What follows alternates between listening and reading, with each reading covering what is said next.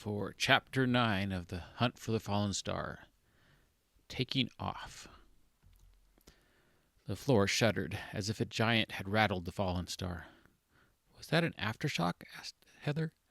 James was looking at the room's door. "I think the anaconda used their explosive key." Layla's eyes widened as she looked behind her. "Do you think they'll find us in here?" "Not likely," said James. "I think we have the only key into the ship. And it might be a little difficult for them to find out where we went," added Casey. Casey reached over to take James's disc out of the slot. As he touched it, the disc warmed, and a green hue illuminated the disc momentarily. Then green, or blue, green, red, and white lights began to circumnavigate and illuminate various displays across the entire console. Alien characters appeared on multiple previously undetected screens. The white light of the room faded to less than twilight, and a faint glow flickered from the floor and walls. Under Casey's left hand, a dome raised from the end of the armrest. A matching one rose from the right armrest. Each looked like half of a 4-inch silver ball. He allowed his left hand to rest on the smooth, cool, domed surface. James stared at the walls. "What the—" Layla stifled a gasp. Every outward surface of the room, the walls, ceiling, and floor, had become like glass. The blue-orange flicker of the exterior room's firelight danced and cast shadows inside the fallen star. "Casey," said Heather, "what'd you do this time?" Casey let go of the disc and turned back to Heather. Everything remained as it was. "Believe it or not, I didn't push any buttons this time. I was about to take out James's crystal." Layla walked to the front console. "Maybe the key and the ship have been encoded to you. Since you're the one who first put the crystal in the ship and then opened the door into this room, maybe you had to be the one to touch the disc when it was inserted." Heather's hand stifled an anxious yelp. "They're here!" She frantically pointed below them. Everyone froze. Eyes followed Heather's pointing finger. Walking beneath them were two black-haired men wearing worn and faded military jungle fatigues. Their hands casually held AK-47s, while unshaven and dirty faces looked up and around. A third man came from under Casey and James and engaged in some kind of dispute with the other two. Their attention turned towards a fourth person, who was pointing to the ground near the back of the ship. They continued their argument. Layla let go of her held breath. "They can't see us." Casey got out of his chair and watched the three men walk back to the fourth. Through the rear wall, they could see the back of the exterior chamber. The fire along the wall edge illuminated three more men, similarly attired and armed. One armed man was hastily bandaged, and red streaks crossed his face. One of the three turned and disappeared among the strewn rubble into the passageway. The four men under the fallen star split up. Two walked under the ship towards the front. The other two split and headed in opposite directions around the room. After a minute, the man returned from the passage. The man returned from the passage and was followed by the man in the beret. The two still under the ship sprinted to the passage opening. One was particularly animated as he gave some kind of report, his hands gesturing at the fallen star. Their commander nodded, his mouth thin with satisfaction and eyes fixated on the fallen star, and then walked towards the ship. The two men followed. The commander walked into the ship, looked up, and seemed to relish what he was seeing. The two men who had gone separate ways around the room soon joined them. The five men were directly beneath Casey. The commander looked up. Casey thought he could feel the penetrating black eyes that flashed with excitement. The olive-colored skin under the beret seemed almost scaly with the flickering firelight. The man had the look of a satisfied awe, like a child who'd receive a Christmas present he'd known about, only to discover it was better than expected. One of the men looked up, and Casey recognized the face. "Isn't that the guard who walked out of the professor's tent last night?" "Maybe," replied Heather, "but I wasn't really paying attention." "Yes, he is," confirmed James. Heather fidgeted as she watched the men below them. "I wish we could hear what they were saying," she lamented. "I wish they'd leave," murmured Layla. James shook his head. "That's not likely to happen very soon." The five men continued their discussion. The commander demanded something of the others and pointed upwards. Layla jumped as the gesture aimed right at her. One of the men pulled out a radio, shook it, and attempted to call a few times. After a brief pause, he shook his head. The commander's arm became aggressive as he spoke to the radio man, who practically jumped in a sprint out of the room. The three men nearest the passageway followed after him.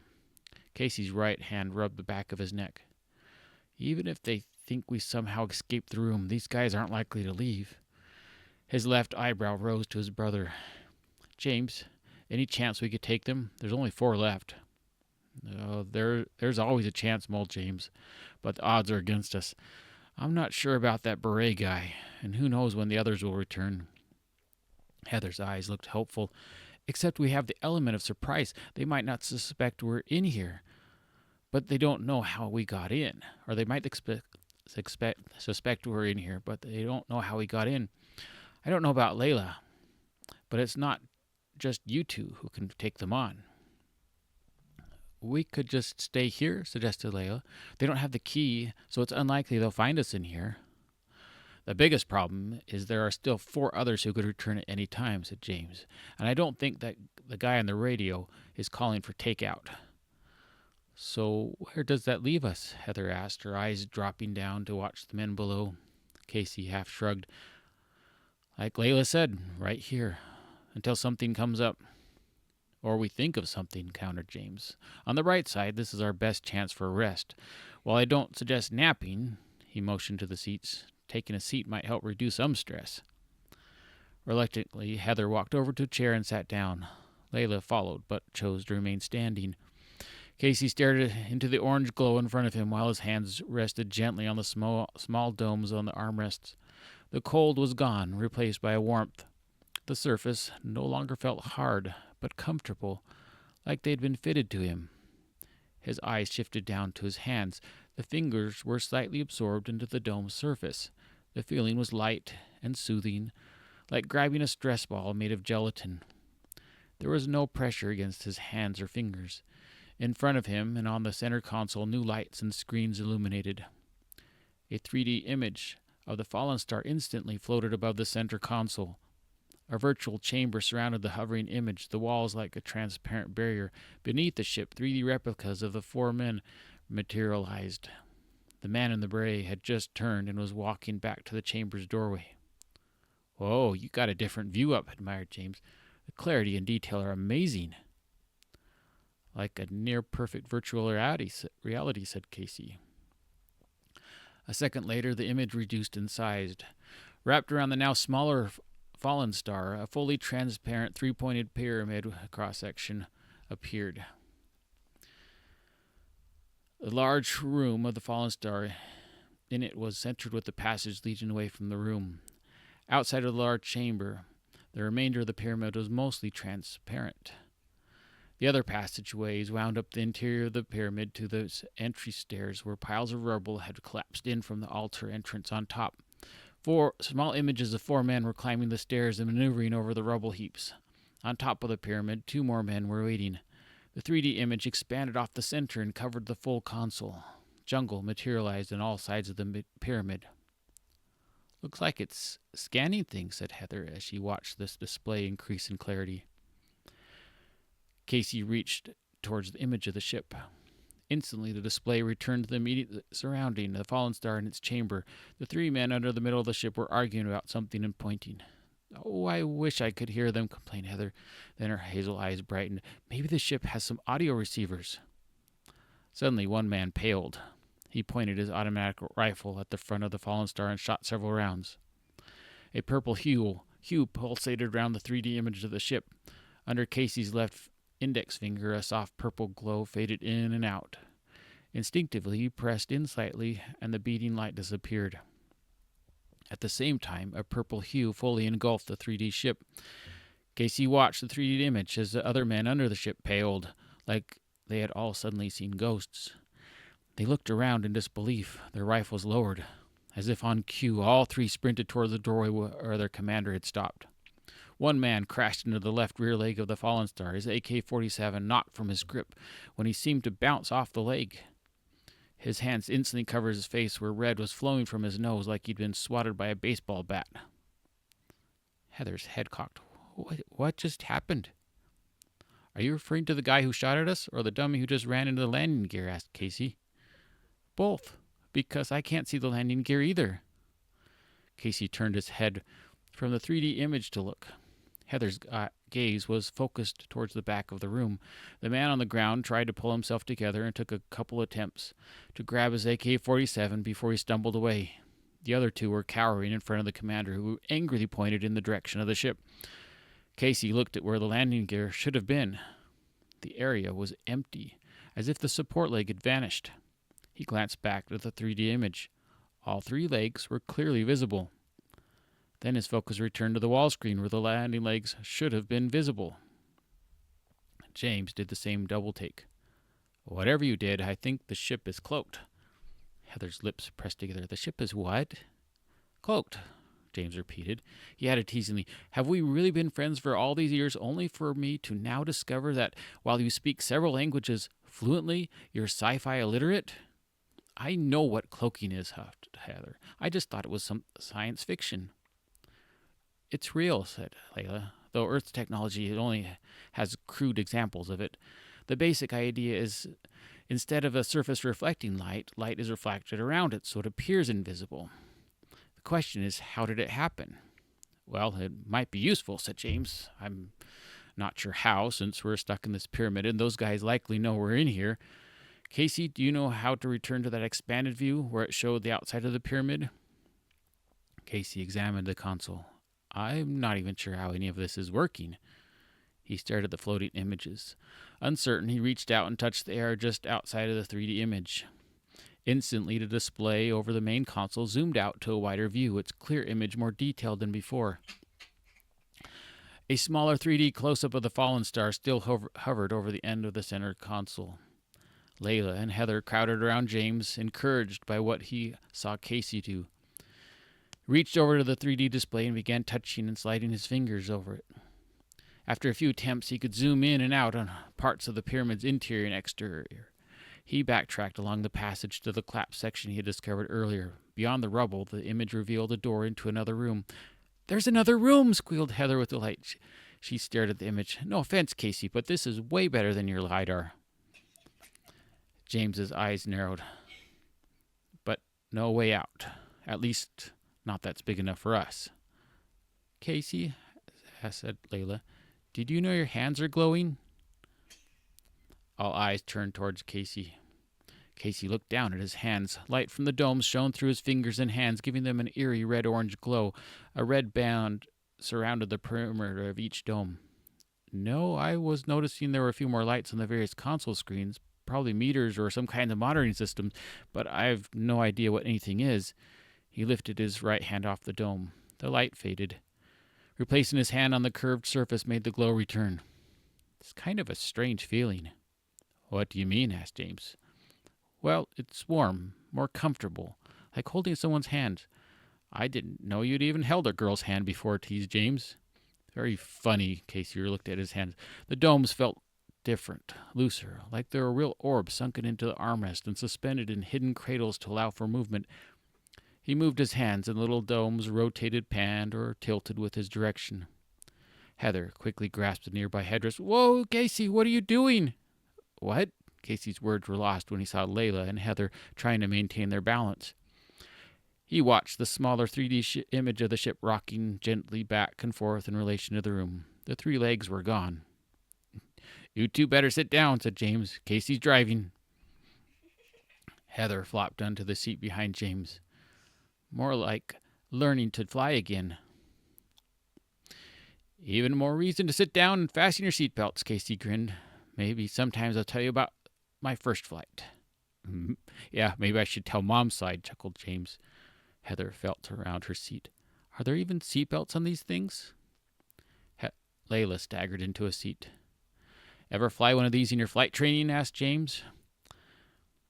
Casey's eyes darted from the floating images to the view screens in the walls and floors. His head shook. No, the alien spacecraft was on loan to Area 51 when it was supposed to be my turn. So, James' brow rose in mock shock.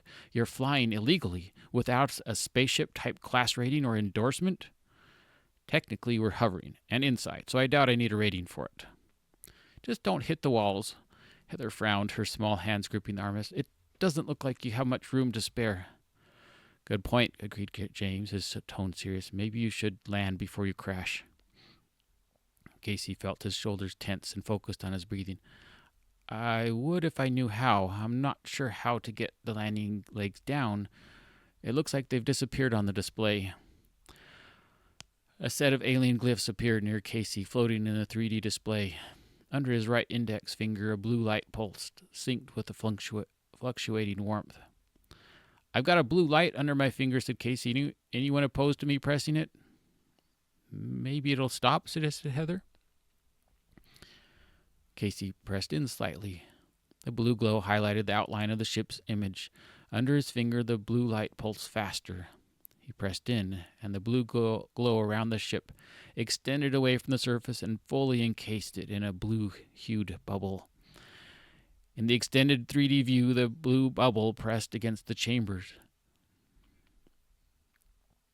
He moved his hand slightly, and the ship moved right. Through the wall view screens, smashed stone burst into dust several yards away from the ship's hull. The floating image showed the blue bubble clipping the pyramid wall. James's mouth curled into a mischievous smile. Looks like we have a shield. Casey's left eyebrow rose, and a way out. Heather shot Casey an incredulous look. You're not serious, are you? If you're thinking about what I think you're thinking about, you'll destroy the pyramid, and maybe us in this ship as well. It'll just make it more of a ruin, said Casey. Besides, I don't see any other way out. James's teeth clenched. Looks like more company. He pointed at the extended display, and the image responded by popping out an enlarged view of James's target. 2 large helicopters, military gunships, appeared in the distance. Okay, Heather's voice was resigned to the option. Let's do it. Just try not to destroy the whole pyramid. You've totally freaked out those men, said Layla, who was watching the floor behind him. Except for the guy in the beret. Everyone else ran out when you crashed into the wall.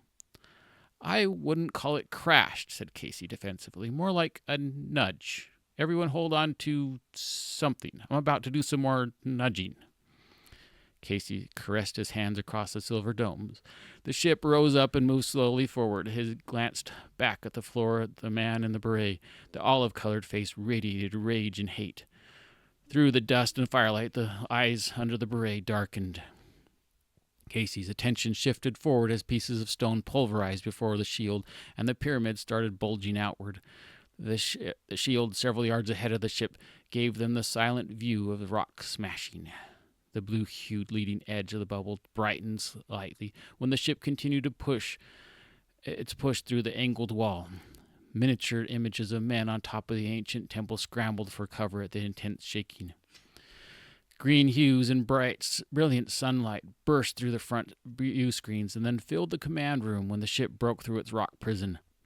The ship stopped near tree level. The exterior view through the walls of the command room showcased the jungle canopy as if through clear glass. Above them, thin wisps of cirrus clouds feathered across a blue sky. The most disconcerting view was through the transparent floor. The fallen star jumped briefly, while Casey made a couple of attempts to turn it around. Through the floor's view screens, centuries of greenery covered a triple-peaked pyramid. In the center of the pyramid side, below and in front of them, a gaping hole like a yawning maw threatened to collapse in on itself. A massive heap of stone and rubble had slid down the side, shearing trees and vegetation from the pyramid. Rock stragglers continued to chase the main slide down to where the rubble had buried the bottom tiers of the pyramid. In front of them, standing on top of the pyramid, stood the man in the beret and 2 of his soldiers.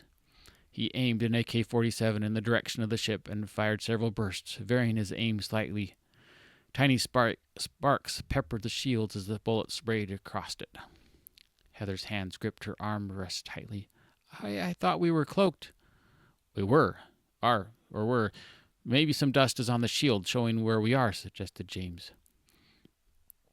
The commander yanked a radio from the man on his right and shouted something into it. 2 helicopter gunships flew over the treetops toward the fallen star. Oh boy, said Casey, his fingers gripping the domes. This can't be good. The 3D display quickly changed. The ship glowing purple with a fringe of blue, hovered outside the temple at tree height while the two gunships were rapidly approaching the ship's front. A third image formed from the extended view, an ethereal globe forming into a blue-green planet with a single bright green spot on its surface. Directly above the green dot, orbiting the quickly coalescing Earth image, small red dots began to appear. In rapid succession, the dots turned green. Outside, 2 rockets erupted from each gunship. A second later, 4 explosions engulfed the forward shield. The front view screens instantly darkened, filtering out the intense brightness. The view's clarity and brightness returned just as several more rockets raced from the gunships and exploded harmlessly against the shield. Again, the forward display filtered and dimmed the intensity, minimizing the explosive brightness. The 3D Earth image continued to increase in details and clarity. The bright green spot became their location in Central America.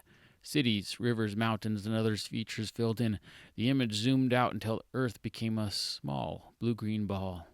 The moon appeared below the planet view. The main display still showed the ship in front of the ruined pyramid. The planet image shifted position and moved to hover over the front main console, where it expounded out to a solar system view. The marble-sized Earth centered above the console with a large, brilliant sun image to the left. Other planetary marbles settled in to the various orbital positions relative to the sun. Several red glyphs throbbed near the bottom of the display in front of both James and Casey. James reached to touch the immaterial alien symbols, and the display above the center console zoomed out. The ship and pyramid centered, but shrank as jungle filled all directions. Several ruins, additional pyramids, and other structures became highlighted in their now futile attempt to hide in the jungle. The archaeological dig site appeared to the left. Single red glyphs, resembling an upside-down V, hovered over the vehicles and ant-sized people still in the camp. The same glyph appeared over the 2 tiny gunships in the display, while new streaks raced toward the fallen star. The red characters also floated above the men on the temple and over 3 additional gunships that materialized on the fringes of the display. James raised his chin slightly towards the screen. "Looks like more are coming to the party." Casey nodded. "Can't you just fly us away from here?" asked Layla. A pulsing warmth touched Casey's thumbs. Looking at the controller domes, color pulsed from an opaque white to a light green, with the green centering under the thumbs. He glanced up and noticed red glyphs under the solar system had morphed into a series of green characters. A matching string of characters floated across the center console image. Heather leaned forward. "I wonder what all that means." Small sparks splattered across the front view screens as the gunships started shooting their machine guns. A tinge of nervousness edged Casey's voice.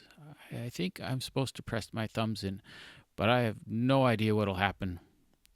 "We've survived so far," said Layla through clenched teeth. "Do whatever it takes to get us out of here." The 3 additional helicopters were now within visual sight. Multiple flashes ruptured from their sides, and a barrage of missiles raced toward the fallen star. "Now would be a good time to go," added James, gripping his armrest. Casey pressed his thumbs in. End of chapter 9.